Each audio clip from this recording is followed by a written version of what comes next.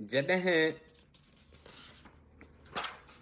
British राज असांखे कंहिं बि हवाले सां का बि जेके असांजूं ज़रूरतूं या गारंटीज़ हुयूं उहे न ॾिनियूं त छा थियो त असां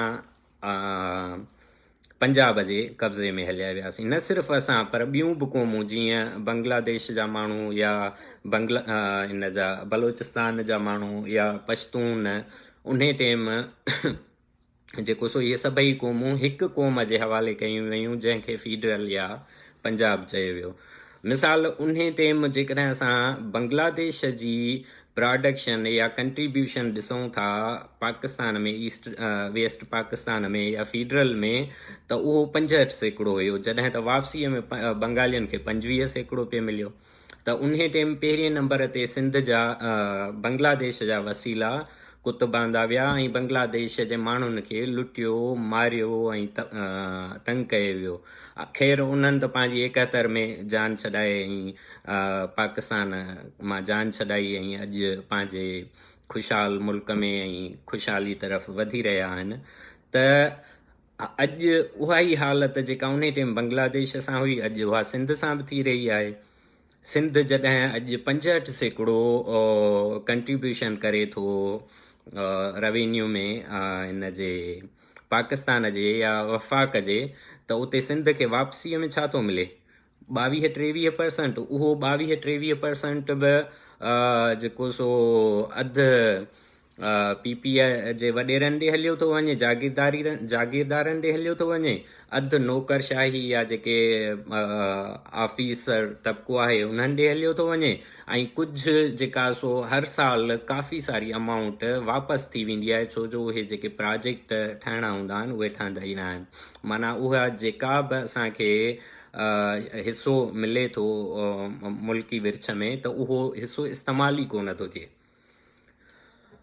ऐं असां जेको सो पिटके में ऐं सूरनि में ई आहियूं, उन्हनि साॻियुनि शयुनि ते जेको सो हलूं पिया था। असां वटि ॿियो को बि हल कोन्हे।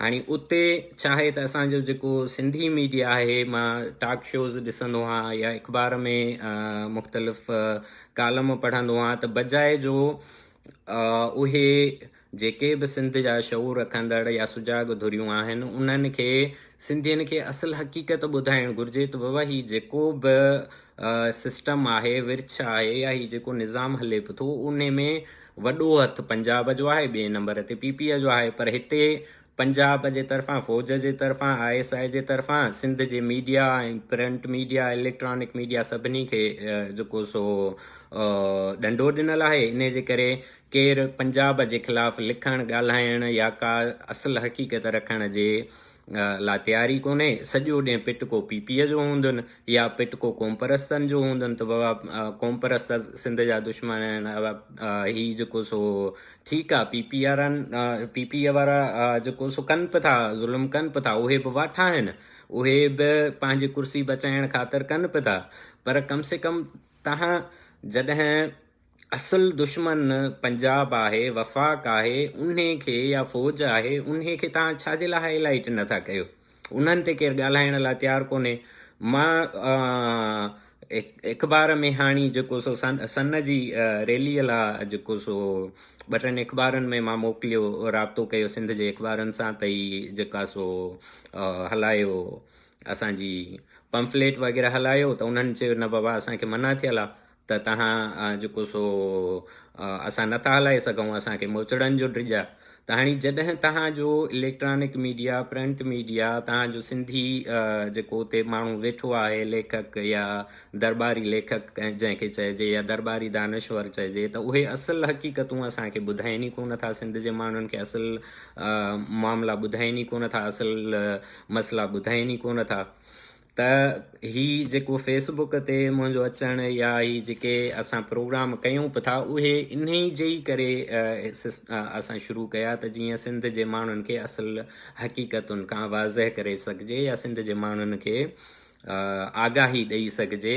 ऐं मां इहो दोस्तनि खे चवंदुसि त न सिर्फ़ु ही असांखे अमल करणु घुरिजे, पर हर उन नौजवान खे, शऊर रखंदड़ नौजवान ते इहो फ़र्ज़ु थो थिए, सिंध जे दर्द रखंदड़ सिंध वासियुनि ते उहो फ़र्ज़ु थो थिए त पंहिंजे ओताकुनि में, पंहिंजे ॻोठनि में, पंहिंजे शहरनि में ख़ासि करे नौजवान गॾिजी ऐं अहिड़ियूं कचहरियूं कनि ऐं रियासत जेका बि ॾाढ ज़ुल्म या असांजे वसीलनि जी लुटमार करे पई थी, या असांखे जेके दरपेश मसइला आहिनि उन्हनि ते वेबिनार कराइनि, उन्हनि ते जेको सो लेक्चर प्रोग्राम कराइनि, उन्हनि ते नंढड़ियूं गॾियल कचहरियूं कनि त जीअं असां दरपेश मसइलनि खे सम्झी सघूं ऐं इन्हनि मसइलनि जे हल लाइ अॻिते वधी सघूं। दोस्तो, हाणे मां तव्हांखे ई कुझु अंग अखर ॾींदुसि जेके सिंध जा मुख़्तलिफ़ वसीला जेके आहिनि ऐं उन्हनि वसीलनि जी जेका लुटमार कीअं थी थिए, या असां केतिरो हिसो ॾियूं था ऐं असांखे वापसीअ में छा थो मिले। ही अंग अखर जेके बि मां तव्हांखे ॾेई रहियो आहियां, इहे वैलिड ऐं गवर्नमेंट जे मुख़्तलिफ़ रिपोर्टनि, इदारनि जूं शाया थियल रिपोर्टनि मां खयां आहिनि। त जेकॾहिं कंहिं बि दोस्त खे बाद में इन्हनि अंगनि अखरनि जी वेरिफिकेशन या उन्हनि खे का लिखत खपे त मां बिल्कुलु मूंसां राब्तो कनि, मां उन्हनि खे ॾेई छॾींदुसि। हाणे अचूं था पाण जेको सो पहिरियां पाणी ऐं ज़मीन ते। असांजी सिंध जी जेका मैशियत या सिंध जी इक़्तिसादियात, या सिंध हिकिड़ो ज़रई मुल्क रहियो आहे शुरूअ खां ई। असां वटि ज़रायत जी सुठी उपत थींदी रही आहे, जंहिंजे करे असांजो बुनियादी ढांचो हलंदो रहे थो। त उन जो मेन सोर्स जेको सो सिंधू दरिया आहे, ऐं जेको सो ॾखण में असां वटि अरबी समुंड आहे, जिथां असांजी आबी हयात ऐं फिशरीज़ ऐं लाइव स्टॉक ऐं जेको सो उहे ज़रूरतूं पूरियूं थियनि थियूं, या असांजो जेको सो ॿियनि मुल्कनि सां इम्पोर्ट एक्सपोर्ट जो जेको बि कारोबार या असांजा जेके बि ॾेती लेती थिए थी, उहा अरबी असांजे सिंधी समुंड ऐं सिंधू दरिया जेको सो असांजी ज़मीनुनि खे आबाद करे थो।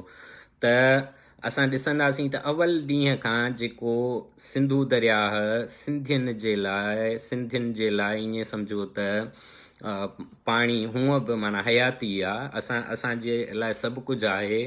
उन सिंधू दरिया ते पाकिस्तान जुड़ण सां ई जेके हमला थिया, उन्हनि में डैम, कैनाल, बैराजिस ठाहे ज़बरदस्ती, हाणे इहे रिपोर्टूं सभु पयूं आहिनि, ज़बरदस्ती सिंध जे पाणीअ ते धाड़ो हयो वियो ऐं उहो अञा ताईं जारी आहे, अॼु ताईं हले पियो थो।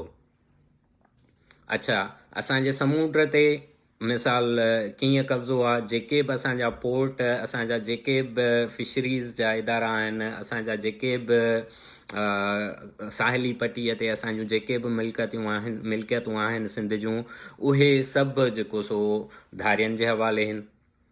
न सिर्फ़ु धारियनि जी, पर असांजा जेके क़ौमी इदारा आहिनि, सिंध फिशरीज़ थी वियो, या कराची पोर्ट थी वियो, या जेके बि असांजा समुंड जे हवाले सां असांजा जेके बि इदारा आहिनि, उन में तव्हांखे 3% बि सिंधी न मिलंदा। उहे उन्हनि जी सॼी मालिकी, सॼो जेको सो लिखत पढ़त इस्लामाबाद में थी थिए।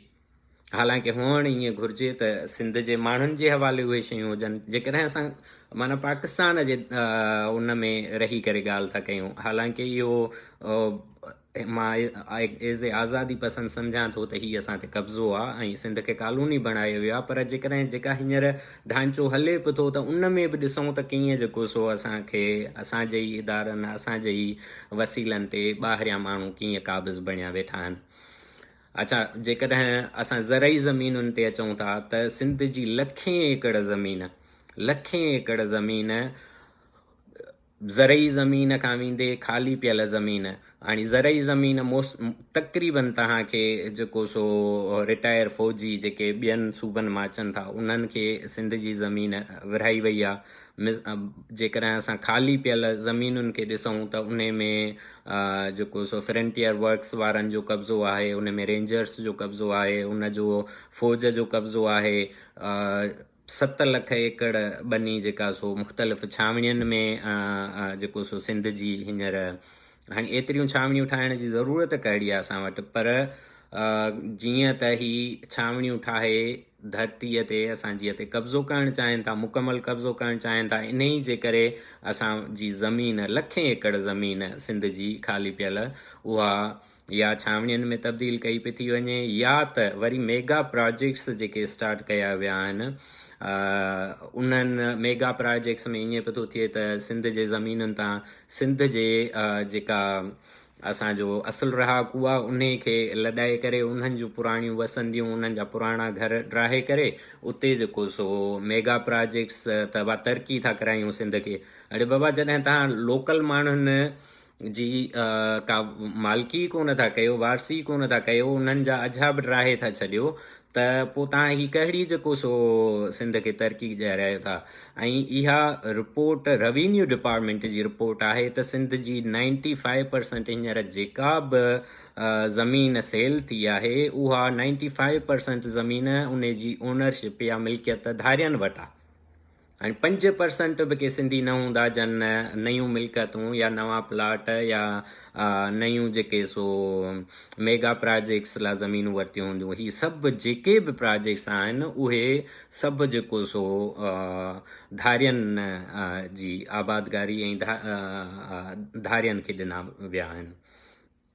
साॻे वक़्तु असांजो जर जो पाणी आहे, जेको मिसाल जर जो पाणी मुसलसल असांजो जेको सो 20-25 सालनि खां जॾहिं खां सिंध जूं जेके बि फैक्ट्रियूं हुयूं, सिंध जूं जेके बि सनअतूं हुयूं, जेके 40, 50, 60 जे ॾहाके में, 70 जे ॾहाके में, 80 जे ॾहाके में जन जो तइदादु जेको सो 3000 ताईं हुयो। अॼु उहे 50 फैक्ट्रियूं बि असां वटि न आहिनि बचियूं, 50 सनअतूं बि असां वटि न आहिनि बचियूं। बाक़ी सभु सनअतूं जेको सो पंजाब मुंतक़िल थी वियूं आहिनि।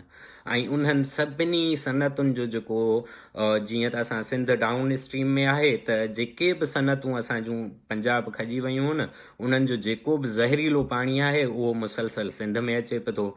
असांजूं डंडूं मंछर डंड ॾिसो अॼु जेको सो केमिकल बणिजी वई आहे। या असांजो जर जेको अॻ में एतिरो मिठो हूंदो हो, साफ़ हूंदो हो, अॼु असांजो जर जेको सो